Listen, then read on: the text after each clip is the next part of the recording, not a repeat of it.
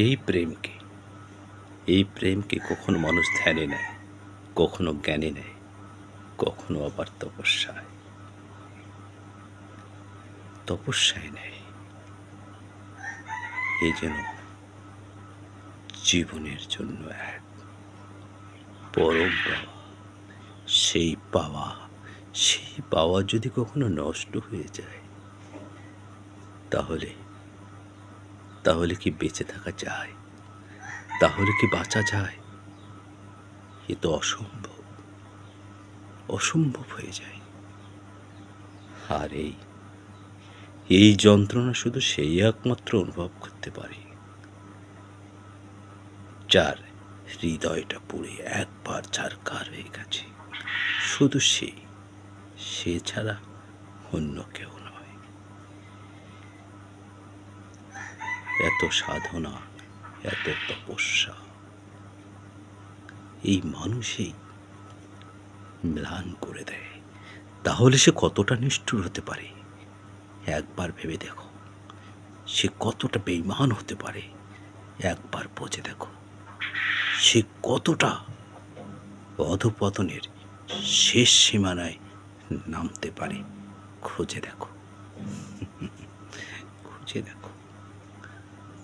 আসলে এখানে তোমার অনুভূতিটাও কাজ করবে না, এখানে তোমার আবেগটাও কাজ করবে না। কারণ এই যন্ত্রণা তুমি যতক্ষণ না পেয়েছ, ততদূর পর্যন্ত তো তুমি অনুমান করতে পারবে না। আর করা অসম্ভব। এই নিষ্ঠুরতার পরিমাণ করা খুব অসম্ভব। যেটা পেয়েছি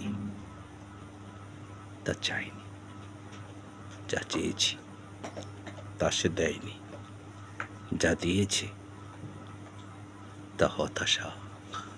প্রতিটি মুহূর্তে মৃত্যুর জন্য ছটপট করার কিছু যন্ত্রণার সুধা দিয়েছে। এমনটা করা মানুষের প্রতি কতটা ঠিক আপনি বিবেচনায় আনতে পারবেন? সেটাও অসম্ভব। সান্ত্বনা দেবেন, সেটা শুনেও লাভ নেই। কারণ প্রতি মুহূর্তে যে যন্ত্রণার আগুন সর্বাঙ্গটাকে পুড়ে ছারখার করে দেয়। প্রতি